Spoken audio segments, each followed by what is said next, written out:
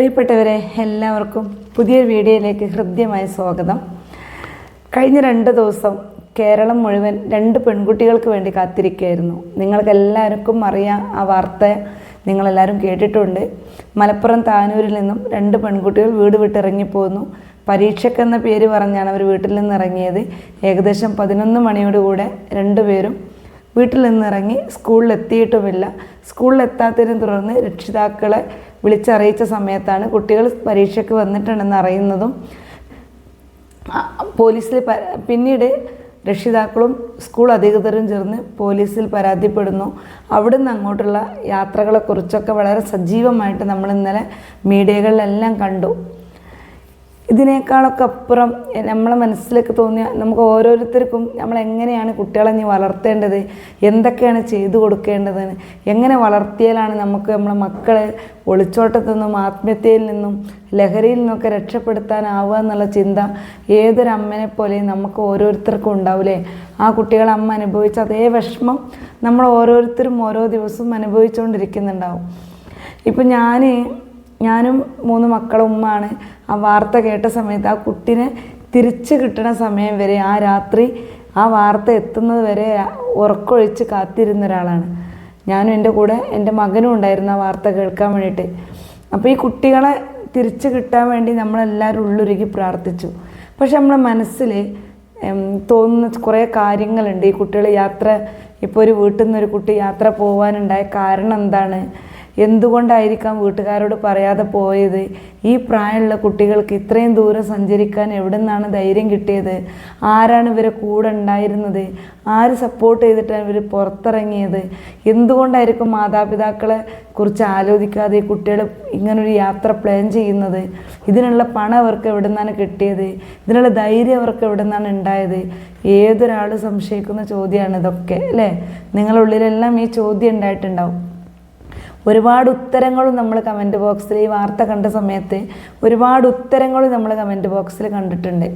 നല്ല അടി കിട്ടാത്തതിൻ്റെ കുഴപ്പമാണ്, നല്ല പെട കിട്ടിയിരുന്നെങ്കിൽ എന്നോ നന്നാവുമായിരുന്നു, അല്ലെങ്കിൽ അടിച്ചൊടിച്ച് മൂലക്കെട്ട് തിന്നാൻ കൊടുക്കണം, പഠനത്തോടുകൂടി നിർത്തണം, മൊബൈൽ ഫോൺ ഒരിക്കലും കൊടുക്കരുത്, മൊബൈൽ ഫോൺ പൊട്ടിച്ച് കളയണം, കുട്ടികൾ തിരിച്ചു വന്നാൽ വീട്ടിലേക്ക് കയറ്റരുത്. ഇങ്ങനെ ഒരുപാട് കമൻസുകൾ നമ്മൾ കാണാനിടെ. ആരാൻ്റെ നമുക്ക് ഭ്രാന്ത് തരുമ്പോൾ നോക്കി ചിരിക്കാൻ നമുക്ക് എളുപ്പമാണെന്ന് പറയും പോലെ മറ്റൊരാളെ കുട്ടികളുടെ കാര്യത്തിൽ അഭിപ്രായം പറയാൻ നമുക്കൊരു പ്രത്യേക ഒരു താല്പര്യമാണ്. അപ്പോൾ നിങ്ങൾ വിചാരിക്കും നിങ്ങൾ കുട്ടികൾ പോയതിനെ ന്യായീകരിക്കുകയാണോ എന്ന്. ഒരിക്കലുമല്ല. കുട്ടികൾ യാത്ര തിരിച്ചതിനെ കുറിച്ച് ഞാൻ ഒരിക്കലും ന്യായീകരിക്കില്ല. ഞാനും ഒരു രക്ഷിതാവെന്ന നിലക്ക് അതിൻ്റെ വേദനയും വിഷമവും അങ്ങേയറ്റം. ഈ അടുത്താണ് ഒരു 14 വയസ്സുകാരൻ 35 വയസ്സുകാരിയോടുകൂടെ ഇറങ്ങിപ്പോയത്. അതും വീട്ടിലെ പ്രശ്നങ്ങളായിരുന്നു. ഇതിൽ നിന്നും നമുക്ക് മനസ്സിലാക്കാൻ പറ്റിയത്, അത് ഇന്നലെ മലയാളി സമാജത്തിലെ ഒരാളുമായിട്ട് കുട്ടികൾ സംസാരിച്ച വോയിസിൽ നിന്ന് നമുക്ക് മനസ്സിലായത്, ആ കുട്ടീനെ പറയുന്നു, ഞാൻ ഇതിന് മുന്നേ ഒരു പ്രാവശ്യം ഇങ്ങനെ ചെയ്തിട്ടുണ്ടായിരുന്നു, അന്ന് ഞാൻ അവരെ മനസ്സിലാക്കിയതാണ്, അവർ 2-3 ദിവസമൊക്കെ ഇതൊക്കെ പറയും, പിന്നെ അവർ പഴയ പോലെ ആവും, ഞങ്ങൾക്കൊരു സ്വാതന്ത്ര്യമില്ല, അതുകൊണ്ട് ഞങ്ങൾ 18 വയസ്സ് തികഞ്ഞവരാണ്, അതുകൊണ്ട് ഞങ്ങൾ ഇനി ആ വീട്ടിലേക്ക് പോകുന്നില്ല, ഞങ്ങൾക്കവിടെ ഒരു പക്ഷേ വീട്ടിലുള്ളൊരു ചീത്ത പറയുന്നുള്ള ചിന്ത അവർക്കുണ്ടാവും. അതുപോലെ തന്നെ ഇനി പോയി കഴിഞ്ഞാലും ഇതുവരെ അനുഭവിച്ചതായിരിക്കും ഞങ്ങൾ അനുഭവിക്കേണ്ടി വരിക എന്നുള്ളൊരു പേടിയും കൂടി ആ കുട്ടികളുടെ ഉള്ളിലുണ്ട്. ഈ ഒരു കഥയിൽ നമ്മൾ മനസ്സിലാക്കേണ്ടത്, ഈ കുട്ടികൾ യാത്ര ചെയ്ത് ഇവർ സ്കൂളിൽ നിന്ന് തിരൂർ സ്റ്റേഷനിലെത്തുന്നു, അവിടെ നിന്നൊരു കോഴിക്കോട് റെയിൽവേ സ്റ്റേഷനിലെത്തുന്നു. അവിടെ നിന്ന് അവരെ കൂടെ ഒരു ആൺകുട്ടിയും കൂടി ചേരുന്നുണ്ട്. ഒരു 23 വയസ്സായ ചെറുപ്പക്കാരനും കൂടി ഇവരെ കൂടെ ചേരുന്നുണ്ട്. 4 മാസം മുന്നേ അവർ ഇൻസ്റ്റാഗ്രാമിലൂടെ പരിചയപ്പെട്ട ഒരു യുവാവിനോടൊപ്പമാണ് യാത്ര തിരിച്ചതെന്നാണ് ഏറെ അത്ഭുതമായിട്ടുള്ളത്. നമ്മൾ രക്ഷിതാക്കൾ പലപ്പോഴും നമ്മളെ ആരും നമ്മളെ കുട്ടികൾ ചീത്താവണം, അല്ലെങ്കിൽ നമ്മളെ കുട്ടി ഇങ്ങനെ വഴികേടിലേക്കാവണം, ഇങ്ങനെ ഒളിച്ചോടി പോകണം, ആത്മഹത്യ ചെയ്യണം ഒന്നൊന്നും കരുതി ഒരു രക്ഷിതാവും മക്കളെ വളർത്തുന്നില്ല. നമുക്ക് നമ്മളെ മക്കളോടൊരു ഉത്തരവാദിത്തമുണ്ട്, അല്ലേ? കാരണം അവരെ ജനിപ്പിച്ചത് നമ്മളെ സന്തോഷങ്ങൾക്കിടയിലാണ് നമ്മളെ മക്കൾ ജനിക്കുന്നത്. അവരെ വളർത്തേണ്ടതും അവരെ പഠിപ്പിക്കേണ്ടതും അവരൊരു സ്വയം പര്യാപ്തത നേടുന്നവരെ അവരെ കൂടെ ചേർത്ത് പിടിക്കേണ്ടതും നമ്മുടെ ഒരു ഉത്തരവാദിത്തമാണ്. അതൊരിക്കലും ഒരു കഷ്ടപ്പാടോ ഒരു വേദനയോ നമ്മൾ 10 മാസം നൊന്ത് പ്രസവിച്ചതിൻ്റെ കണക്കോ നമ്മളിതുവരെ ചിലവാക്കിയ പൈസയുടെ ബുദ്ധിമുട്ടോ നമ്മളെ കഷ്ടപ്പാടോ ഒന്നും അവിടെ പറഞ്ഞിട്ട് കാര്യമില്ല. കാരണം നമ്മളവരെ വളർത്താൻ ഉത്തരവാദിത്തപ്പെട്ട ആളുകളാണെന്നുള്ളത് നമ്മളാണ് തിരിച്ചറിയേണ്ടത്.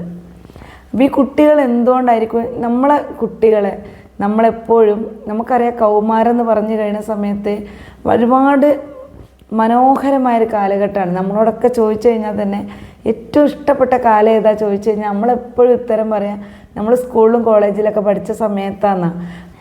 പക്ഷേ ഇവിടെ ഈ കുട്ടികൾ ഈ വളർന്നു വരുന്ന സമയത്ത് നമ്മൾ ജനിച്ച കാലഘട്ടത്തിലല്ല നമ്മളിന്ന് ജീവിച്ചുകൊണ്ടിരിക്കുന്നത്. അല്ലെങ്കിൽ നമ്മൾ പഠിച്ച് വളർന്ന കാലത്തു നിന്ന് ഒരുപാട് വ്യത്യസ്തമായൊരു സാമൂഹിക വ്യവസ്ഥിതിയിലൂടെയാണ് ഇന്ന് നാട് മുന്നോട്ട് പോയിക്കൊണ്ടിരിക്കുന്നത്. പറഞ്ഞു ഏറ്റവും മനോഹരമായ കാലഘട്ടമാണ് കൗമാരം എന്നുള്ളത്. എന്നാൽ അതേപോലെ തന്നെ ഏറ്റവും കൂടുതൽ മാനസികമായിട്ട് സംഘർഷം അനുഭവിക്കുന്ന ഒരു കാലഘട്ടമാണ് ഈ കൗമാരം എന്നുള്ളത്. അപ്പോൾ നമ്മൾ ചോദിക്കും, എന്താ ഇപ്പോൾ ഓർക്ക് ഇത്ര ബുദ്ധിമുട്ട്? ഓർക്ക് ആവശ്യമുള്ളതൊക്കെ നമ്മൾ ഉണ്ടാക്കി കൊടുക്കണില്ലേ? ഓരോ നല്ലക്ക് സ്കൂളിൽ പറഞ്ഞേക്കുന്നില്ലേ? ഓർക്ക് പുസ്തകങ്ങൾ വാങ്ങിക്കൊടുക്കുന്നില്ലേ? ഡ്രസ്സ് വാങ്ങിക്കൊടുക്കുന്നില്ലേ? ഇതൊക്കെ ചെയ്തിട്ട് അവർക്ക് ആവശ്യത്തിന് ഫുഡൊക്കെ ഒരുക്കി കൊടുത്ത് അവരെ സ്കൂളിൽ പറഞ്ഞേക്കണില്ലേ? ഇതിൽ കൂടുതൽ എന്താ ഇപ്പം നമ്മൾ ചെയ്യേണ്ടത്? ഈ ചോദ്യം ഓരോ ഉമ്മയും, ഞാനടക്കമുള്ള ഓരോ ഉമ്മമാരും മക്കളോട് അല്ലെങ്കിൽ ഇതേ വിഷയം സംസാരിക്കുന്ന ഒരാളോട് നമ്മൾ ചോദിക്കും. സ്വാഭാവികമായിട്ട് നമ്മൾ ചോദിക്കുന്നതാണ്. പക്ഷേ നമ്മൾ മനസ്സിലാക്കേണ്ട ഒരു കാര്യം, നമ്മളെ കുട്ടി ശാരീരികവും മാനസികവുമായി മാറ്റങ്ങൾക്ക് വിധേയമാവുന്നൊരു കാലഘട്ടമാണ് കൗമാര കാലഘട്ടം എന്ന് പറഞ്ഞത്. WHO നിർവചന പ്രകാരം ഒരു കുട്ടിയുടെ കൗമാര കാലഘട്ടം എന്ന് പറയുന്നത് 10 വയസ്സ് മുതൽ 19 വയസ്സ് വരെയാണ്.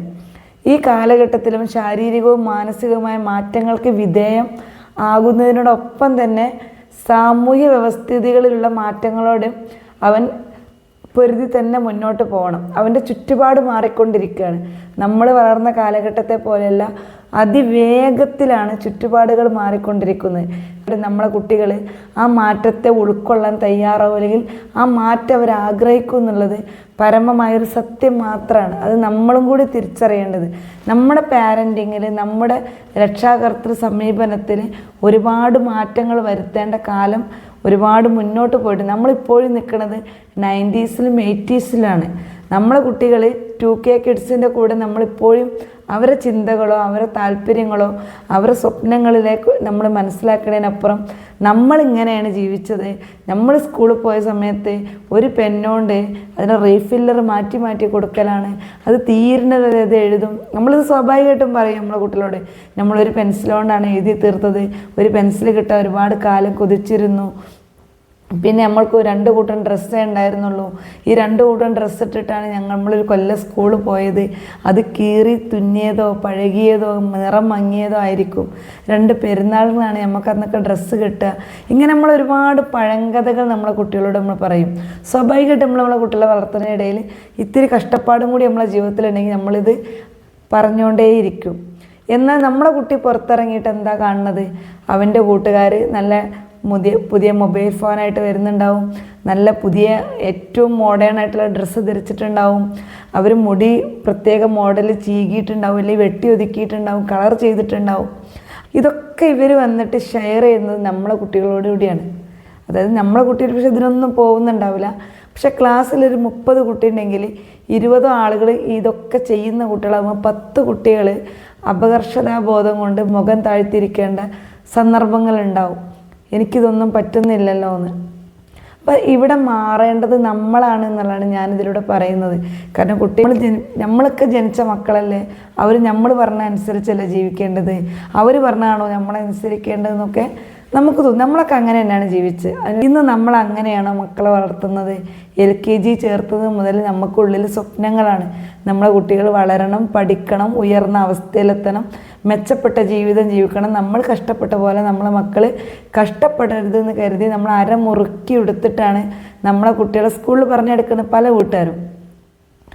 ഈ അവസ്ഥയിലായിരിക്കും കുട്ടി സ്കൂളിൽ പോയിട്ട് കൂട്ടുകാർ മുടി കളർ ചെയ്തതും മുടി സ്ട്രൈറ്റൻ ചെയ്തതും യൂക്കട്ട് ചെയ്തതും അങ്ങനെ ഒരുപാട് മാറ്റങ്ങൾ വരുത്തിയത്. തൻ്റെ തൊട്ടടുത്തിരിക്കുന്ന കുട്ടി പുതിയ മാറ്റങ്ങൾ ഉൾക്കൊള്ളുന്ന സമയത്ത് നമ്മൾ പഴഞ്ചനായിരിക്കുമ്പോൾ കൂട്ടുകാർക്കിടയിൽ കളിയാക്കലും, ഈ ഷർട്ട് മാത്രമേ ഉള്ളൂ, എനിക്ക് വേറെ പാൻറ്റൊന്നും ഇല്ലേ, അല്ലെങ്കിൽ എനിക്ക് ഈ ഡ്രസ്സ് മാത്രമേ ഉള്ളൂ, എൻ്റെ ഡ്രസ്സ് നോക്കിയാൽ ഞാൻ ഇന്നടുത്ത് ലുലുമാൾ പോയപ്പോൾ വാങ്ങിയതാട്ടത്, അല്ലെങ്കിൽ എൻ്റെ ഉപ്പ കൊണ്ടുവന്നതാണത്. അങ്ങനെ കുട്ടികൾ വന്ന് പറയുന്ന സമയത്ത് ഇതില്ലാത്തൊരു കുട്ടീനെ സംബന്ധിച്ചിടത്തോളം ഉള്ളു വല്ലാതെ വേദനിക്കുന്നുണ്ടാവും. അവളും അല്ലെങ്കിൽ അവൻ ഇതൊക്കെ ആഗ്രഹിക്കുന്നുണ്ടാവും. എൻ്റെ ഒരു ഏറ്റവും അടുത്തൊരു കൂട്ടുകാരിയുടെ മകൻ ഇതേപോലെ സ്കൂളിൽ സംഭവിച്ചു വെച്ചാൽ വളരെ നന്നായി പഠിക്കുന്ന കുട്ടിയാണ്. എല്ലാ സബ്ജക്റ്റിലും ഫുൾ A+ വാങ്ങി 10ാം ക്ലാസ് പാസ്സായി. ഇപ്പോൾ സയൻസ് ഗ്രൂപ്പ് എടുത്ത് +2 തലം പഠിക്കുന്ന കുട്ടിയാണ്.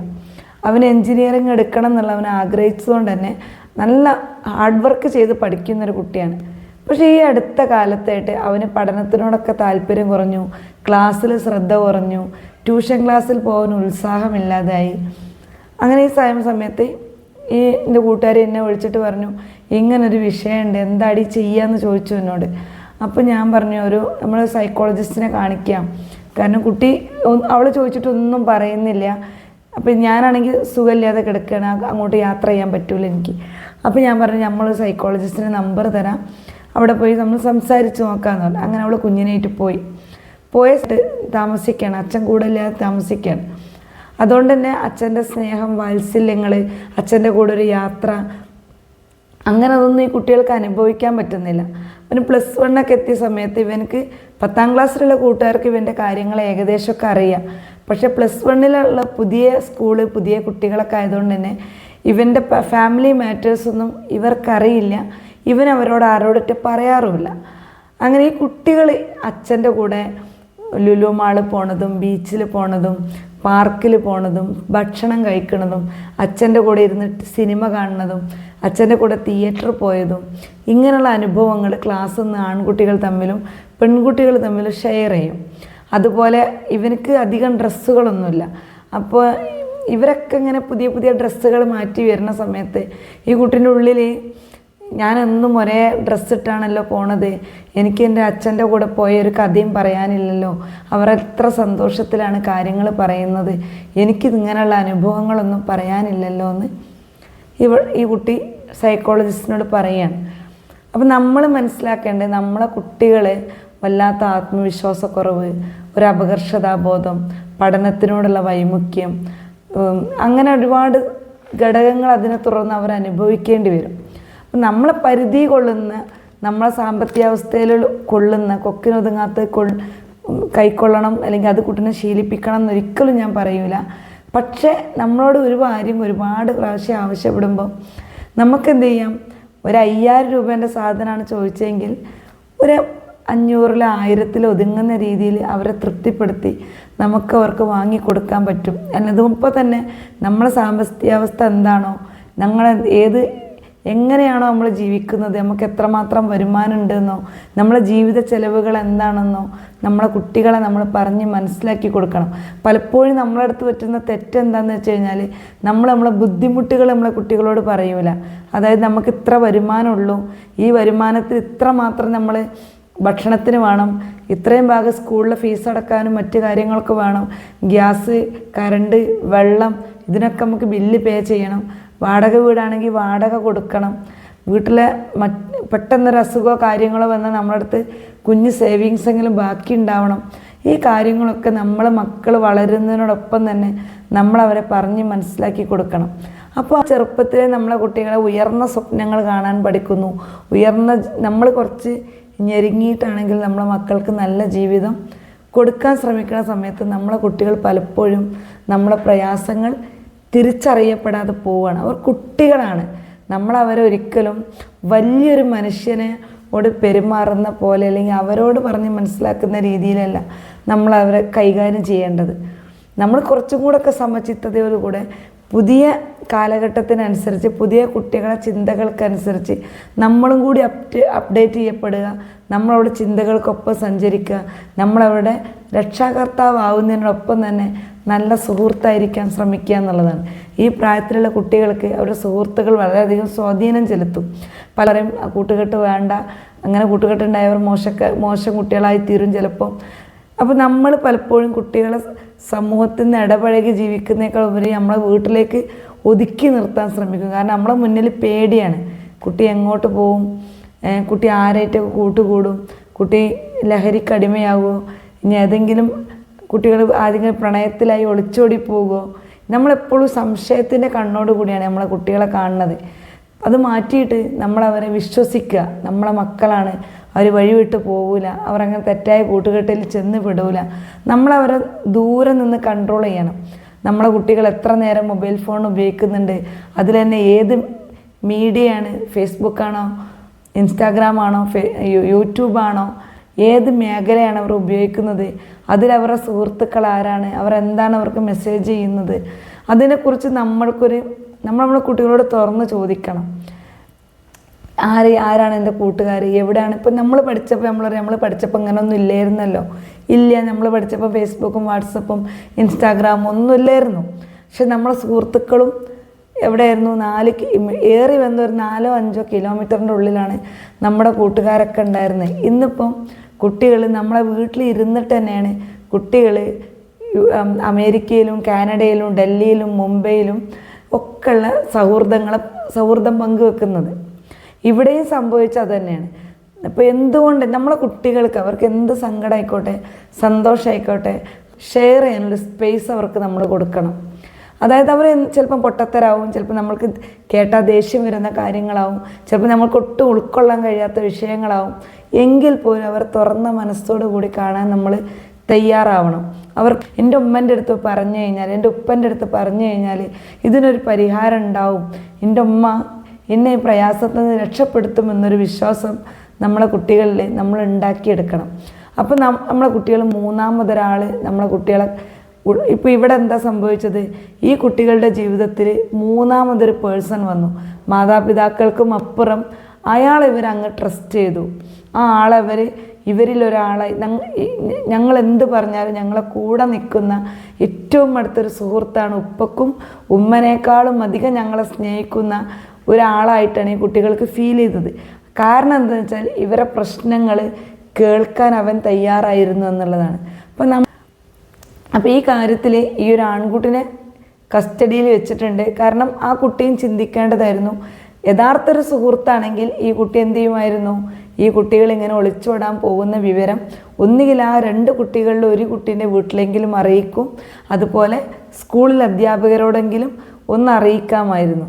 ഇതൊന്നും ചെയ്യാതെ ഈ കുട്ടികൾക്ക് ഞാനൊരു തണലാണ്, ഇവരെ ബോംബെ കാണിച്ചിട്ടേ ഞാൻ കൊണ്ടുവരുള്ളൂ, അതുകൊണ്ട് ഇവർക്ക് ഞാൻ കൂട്ടുപോവുകയാണെന്നുള്ള രീതിയിൽ ഈ 23-കാരൻ പെരുമാറാൻ ഒട്ടും പാടില്ലായിരുന്നു. ഇവൻ്റെ വീട്ടുകാർക്ക് അറിയാവുന്നതാണ് മറ്റൊരു വാർത്തയെന്ന് അറിയാൻ പറ്റിയത്. അതായത് ഇവനിങ്ങനെ പോയതാണ്, 2 കുട്ടികൾ വിളിച്ചപ്പോൾ അവരെ കൂടെ പോയി കൊടുത്തതാണെന്ന രീതിയിലാണ് വാർത്ത കേട്ടത്. ആ വീട്ടുകാർക്ക് തന്നെ അത്രയും ബോധമല്ല. പിന്നെ 23 വയസ്സുകാരനെ പറഞ്ഞിട്ട് വല്ല കാര്യമുണ്ടോ? ഒരു 23 വയസ്സായ ചെറുപ്പക്കാരനെ 17 വയസ്സായ 2 പെൺകുട്ടികളെ കൊണ്ട് ഒരു യാത്ര പോകാൻ തയ്യാറായി ഇറങ്ങി പുറപ്പെടുന്ന സമയത്ത് നീ അങ്ങനെ പോകാൻ പറ്റൂല, അല്ലെങ്കിൽ 2 പെൺകുട്ടികളായിട്ട് പോവരുത്, അതിന് ഇന്ന ബുദ്ധിമുട്ടുകളുണ്ടെന്ന് പറഞ്ഞു കൊടുക്കാൻ തയ്യാറാവാത്ത ഒരു പാരൻസ് ഉള്ള വീട്ടിൽ നിന്നാണ് ഈ കുട്ടി ഇറങ്ങി വരുന്നത്. അത് നമ്മൾ പരിഗണിക്കേണ്ടതുണ്ട്. കാരണം ആ അച്ഛനും അമ്മയും ആ ആൺകുട്ടീനെ അപ്പോൾ തിരുത്തിയില്ല. ഈ പെൺകുട്ടികൾ പോണത് അവരെ കുടുംബത്തെയോ അധ്യാപകരെയോ അറിയിക്കാൻ പോലുള്ളൊരു മനസ്സ് പോലും അവർ കാണിച്ചില്ല. എന്തായാലും ദൈവാനുഗ്രഹത്താൽ ഈ മക്കളൊരു പോറൽ പോലും ഏൽക്കാതെ നമ്മളെ നാട്ടിലേക്ക് എത്തി. അവരച്ഛൻ്റെ അമ്മേൻ്റെ അടുത്ത് സുരക്ഷിതമായിട്ട് എത്തിയിട്ടുണ്ട്. ഇനി നിരന്തരമായുള്ള കൗൺസിലിങ്ങിലൂടെയും അവരോടുള്ള സമീപനത്തിലൂടെയും അവരെ ജീവിതത്തിലേക്ക് തിരിച്ചു കൊണ്ടുവരിക. അവരെന്നി വീട്ടിൽ വെച്ചിട്ട് എന്തിനാണ് ഇങ്ങനെ പോയത്, അങ്ങനെ പോയിട്ടല്ല ഇങ്ങനെ, ഇനി എന്താവും എൻ്റെ ഭാവി, എനിക്ക് ഇനിയൊരു ജീവിതം ഉണ്ടോ, ഈ ചോദ്യങ്ങളൊന്നും ചോദിച്ച് അവരെ വിഷമിപ്പിക്കാതിരിക്കുക. അവർ നന്നായി പഠിച്ച് ജോലിയൊക്കെ നേടി അവർക്കൊരു സമയമാകുമ്പോൾ ഒരു കല്യാണമൊക്കെ കഴിച്ച് സ്വസ്ഥമായിട്ട് ജീവിക്കുമെന്ന് നമ്മൾ ഉറച്ച് വിശ്വസിക്കുക. നമ്മളെ കുട്ടികൾക്ക് നമ്മൾ ആത്മവിശ്വാസം പകരുക. എന്ത് പ്രയാസം ഉണ്ടായാലും ഞങ്ങൾ നിങ്ങളെ കൂടെ ഉണ്ട്, ഇന്നല്ലെങ്കിൽ നാളെ നീ ആഗ്രഹിക്കുന്ന അത്രയല്ലെങ്കിലും അതിൻ്റെ ചെറിയൊരു ശതമാനെങ്കിലും ഉപ്പനോട് ഉമ്മനോട് സാധിപ്പിച്ച് തരാൻ പറ്റുന്നത് ഞങ്ങൾ സാധിപ്പിച്ച് തരുന്നുള്ളൊരു ഉറപ്പ് അവർക്ക് കൊടുക്കുക. ഉറപ്പ് കൊടുത്താൽ മാത്രം പോരാ, എന്നെങ്കിലും ഒരിക്കൽ ആ ഉറപ്പ് നിങ്ങൾ പാലിക്കുകയും വേണം. അപ്പോൾ നമ്മളെ കുട്ടികൾ മൂന്നാമതൊരു കഴുകൻ കാലിൽ ചെന്ന് പെടൂല. അവർ സ്കൂൾ വിട്ടാൽ നമ്മളെ വീട്ടിലെത്തും. പോയി കഴിഞ്ഞാൽ തന്നെ ഞാൻ ഇന്ന സ്ഥലത്താണെന്ന് വിളിച്ച് പറയാനുള്ള മനസ്സുണ്ടാവും. അവർ ഞങ്ങളെ കാത്തിരിക്കുന്ന ഉമ്മ ഉണ്ട് വീട്ടിൽ, അല്ലെങ്കിൽ ഉപ്പുണ്ട് വീട്ടിൽ എന്നുള്ള ബോധം അവർക്കുള്ളിലുണ്ടാവും. അതുകൊണ്ട് നമ്മുടെ പാരൻറ്റിങ്ങിന് മാറ്റം വരുത്തുക എന്നുള്ളതാണ് നമ്മൾ ഏറ്റവും കൂടുതൽ ശ്രദ്ധിക്കേണ്ടത്. ഇത്രയൊക്കെ ആണ് ഈ ഒരു വിഷയത്തെ സംബന്ധിച്ച് എനിക്ക് നിങ്ങളോട് പറയാനുള്ളത്. നിങ്ങൾ ആദ്യമായിട്ടാണ് എൻ്റെ ചാനൽ കാണുന്നത് എങ്കിൽ സബ്സ്ക്രൈബ് ചെയ്യാനും ലൈക്ക് ചെയ്യാനും കമൻറ്റ് ചെയ്യാനും ഒന്നും മറക്കരുത്. അപ്പോൾ ആദ്യമായിട്ടാണ് നിങ്ങളുടെ ചാനൽ കണ്ടതെങ്കിൽ സബ്സ്ക്രൈബ് ചെയ്യണം, കൂടെ നിൽക്കണം. നിങ്ങളെ മക്കളെ നിങ്ങൾ ചേർത്ത് നിർത്തണം. രക്ഷാകർത്താവ് എന്നതിനോടൊപ്പം നല്ല സുഹൃത്തായിരിക്കാൻ ശ്രമിക്കുക. അവരിൽ നിന്നൊരാളായി നിങ്ങൾ അവർക്ക് വേണ്ടി ചിന്തിക്കുകയും സംസാരിക്കുകയും ചെയ്യുക. അപ്പോൾ അവർ നിങ്ങളുടെ കൂടെ ഉണ്ടാവും, ഒരിക്കലും നിങ്ങളെ കൈവിട്ടു പോവുകയില്ല. മറ്റൊരു വീഡിയോയുമായി കാണുന്നവരെ നന്ദി, നമസ്കാരം.